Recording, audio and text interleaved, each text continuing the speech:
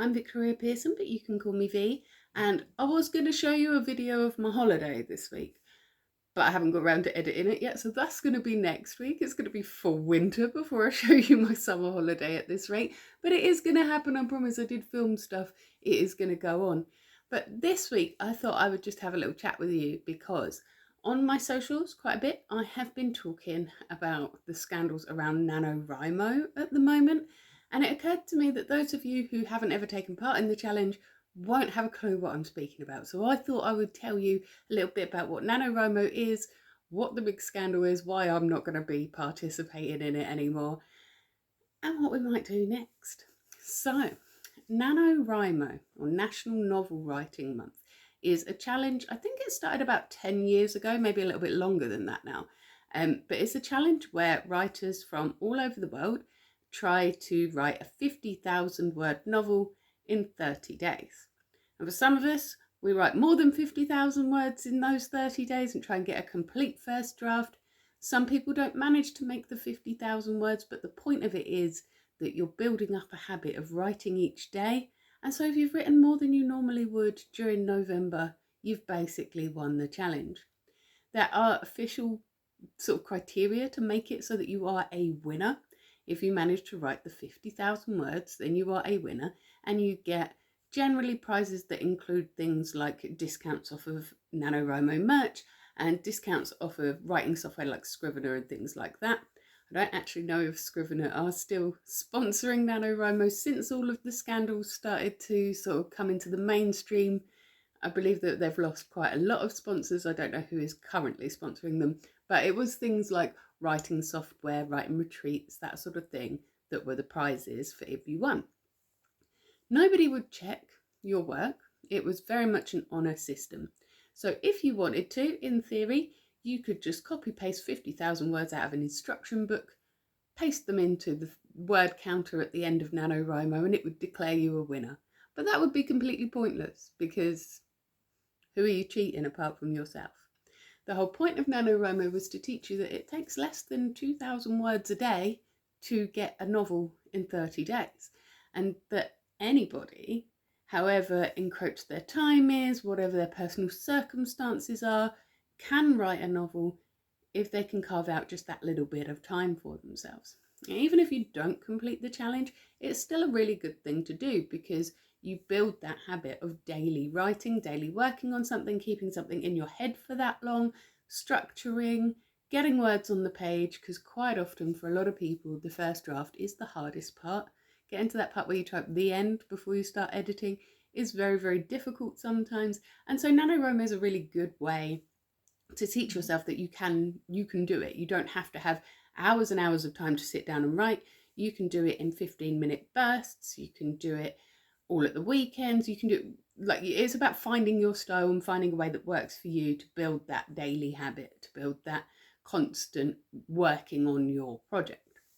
And for that, it worked really, really well for me. In fact, I'm really sad that I probably won't be participating in any NaNoWriMo ever again, because it really, really helped me at a time when I was struggling.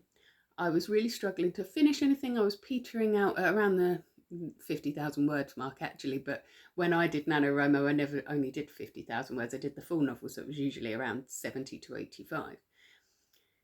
I needed to do NaNoWriMo to show myself that I could finish something if I put my mind to it. And so my first NaNoWriMo, I wrote an awful book. It was terrible. It will never see the light of day, but it taught me that I could finish, and that was the important thing for me at the time.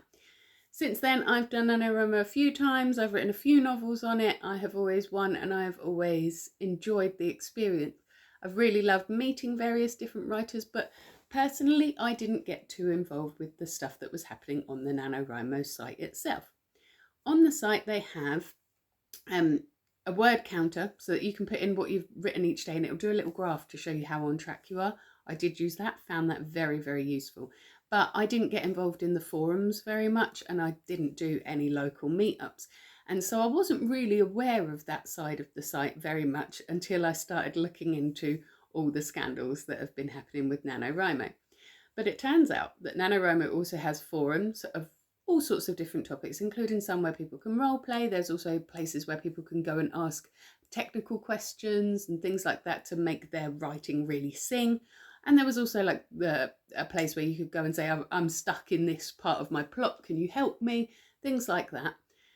But as well as that, they also have local NaNoWriMo groups where you can be in I think they called it a camp, with people in your local area who are also doing the challenge. And they would have people called municipal liaisons who were volunteers who will arrange meetups for local people. You might go to a cafe or a library or something like that, all as a group, and all write together, not on the same project, but just to do a little bit of parasocial writing together and meet some more writers. I never got involved in all of that stuff because, as you know, a bit socially anxious, and I just don't really like the idea of writing next to a load of other people that are also writing. It feels a bit too high pressure for me. But there are a lot of people that worked really, really well for. And of course, writing is quite a lonely profession. So if you're meeting other writers, that is almost always a good thing. Unfortunately, NaNoWriMo kind of really desperately dropped the ball on this. I don't think that there was any malice involved in this. I think it was just purely disorganisation. But there weren't any checks on who these municipal liaisons were. They were just whoever volunteered, whoever was first to volunteer. And we also had people under 18 using the NaNoWriMo site. And that is obviously a very clear safeguarding risk. But nobody at NaNoWriMo seemed to take that safeguarding risk very, very seriously. In fact, in 2023, I think, not entirely sure of the date, but there were allegations that one of these municipal liaisons was directing people that they knew to be minors to an external fetish site that they ran. Obviously, huge safeguarding risk, but despite it being brought to the attention of the organisers of NaNoWriMo, they didn't take very quick action. I think it was over a month before they even put out a statement about it. Now, I do think that they made some steps towards fixing these problems. I think that they have made it so that very young children can't participate anymore, and that they've put out safety rules about the municipal liaisons, and like to give you an idea of like, don't go to other people's places, this sort of thing. Don't go anywhere with anybody, that kind of thing. But when people were commenting about the allegations, posting about the allegations and trying to bring them to the attention of the organisers, those posts were being hidden on the public forums so that other people couldn't see. And so it ended up with this awful situation where children and teenagers were having to effectively mod the servers themselves and ostracise people that were acting in a predatory way to try and bully them off the site, which obviously is not what NaNoWriMo is supposed to be all about. Those children should never have had to have done that. The adults in charge should have taken charge straight away as soon as there was any suggestion of any allegations. That should have been looked into immediately. And really, an organisation of the size of NaNoWriMo, I was quite shocked to discover that they didn't already have safeguarding policies in place. Like I said, I don't think that they were intentionally trying to hurt or abuse anybody, but they didn't do the very basics that they needed to do to ensure that that wouldn't happen. And when you're an organisation the size that NaNoWriMo was, you have an absolute duty to make sure that the people that are using your service are safe, especially if they are children. And so really, DBS checks should have been happening, background checks should have been happening, supervision should have been happening here, but none of that was happening. Like I said, I think that that was more to do with incompetence than malice, but that doesn't make it okay. At the end of the day, children were put in danger, and there was no need for them to be put in danger. That was a couple of years ago. Then they had another scandal where one of the prizes for winning NaNoWriMo was a chance to speak to a vanity publisher.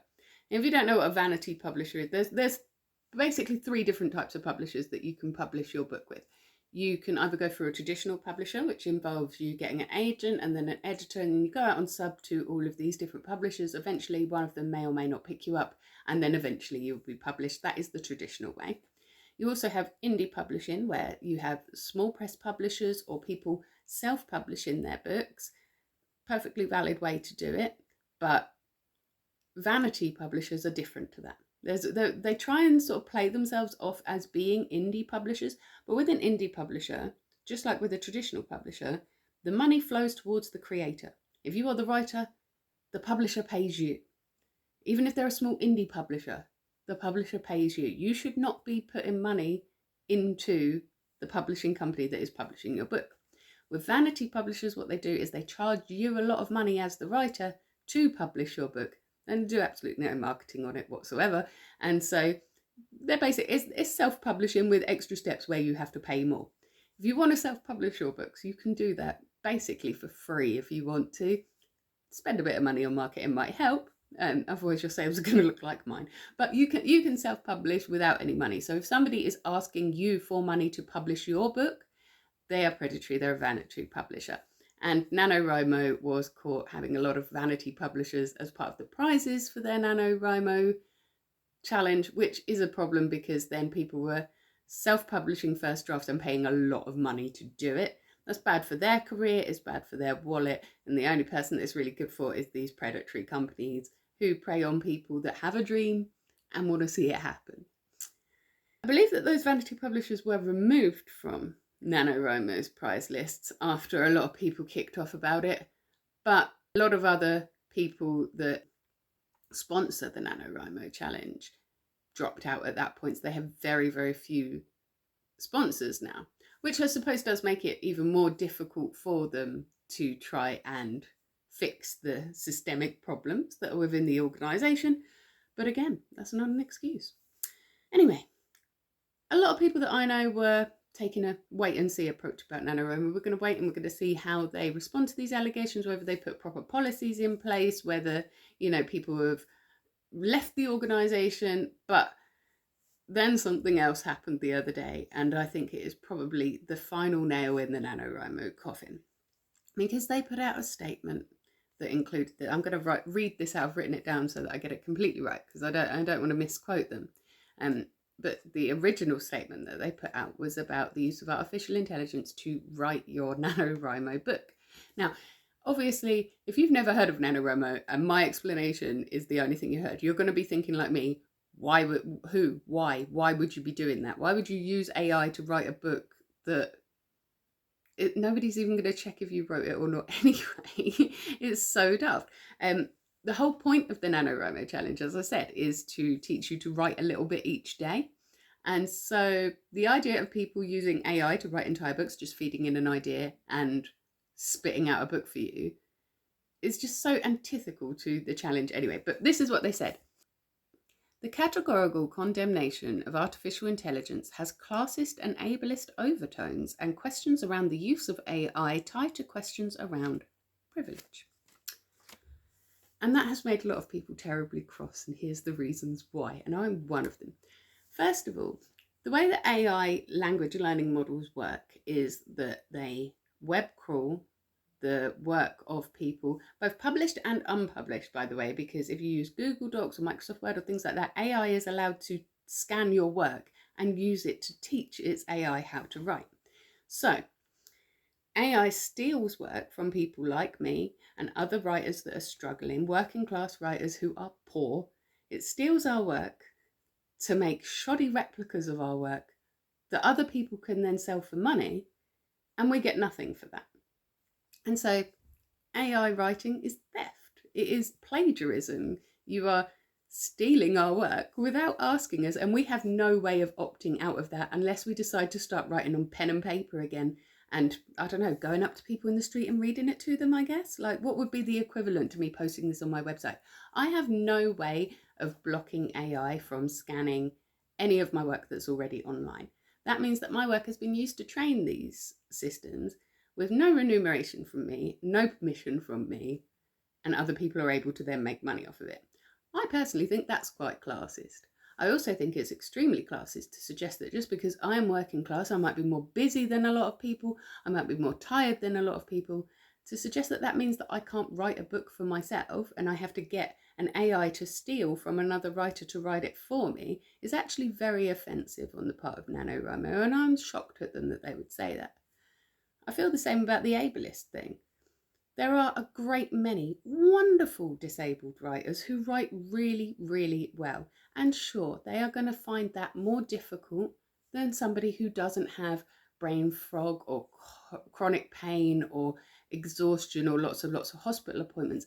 But that's the point of NaNoWriMo, is to show you that you can overcome those personal challenges if you just break it down into small, manageable bits. I think it's incredibly ableist to suggest that the only way that a disabled person could complete a challenge like this is to cheat, which is what using AI would be. But NaNoWriMo seem to be suggesting that cheating is fine, and if we as working class and disabled writers don't like that, then we are classist and ableist for that. And I think it's just such a poorly misjudged statement. It is extremely tone deaf.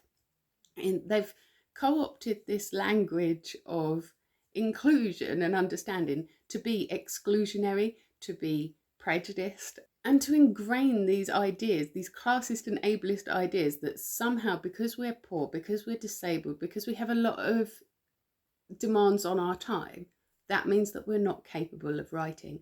And honestly, even if they made the organisation absolutely watertight in regards to all of the other allegations that they have done, I still don't think that I will be returning for that reason. It is extremely insulting to suggest that just because we're working class or we're disabled, it means that we cannot write.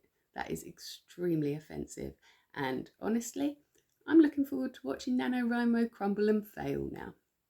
That being said, I will miss meeting up with groups of writers online in order to do this challenge together. I really, really hope that something else grows up to take its place. People have been talking about doing their No month, their Novel November, or their Nov. I like that idea as well.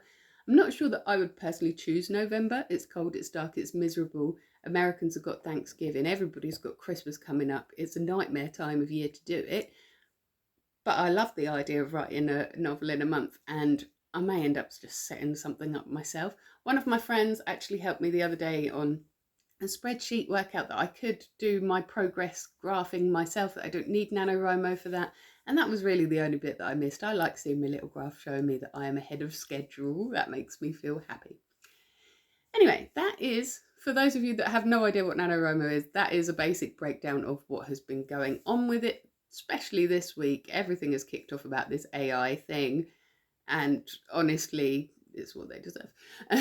I will be here next week. I will be doing my beach video, I promise, before we get into the depths of winter and it's just really, really out of place. But if you can't wait a week to see me again, I do understand. So I will be here every single morning in your shorts. I'll be taking a great big deep breath, letting you know what I'm grateful for, sometimes letting you know what's challenging me as well. And I'm here on a Witchy Wednesday doing an intuitive card reading for you too. This week I have also set up the option to book me for a private card reading. If you're into my Witchy Wednesdays, you can go to my Ko-fi page, VS Pearson 85 on there, and you can book a private one-to-one reading with me. I do short and long readings on there. That is the only place that you can book a reading from me. So if you have people commenting or DMing you saying that they're me and offering you a reading, that is not me. I can't guarantee their quality and I wouldn't recommend them. Come to my Ko-fi page and book me instead. Until then, you have yourself a magical week.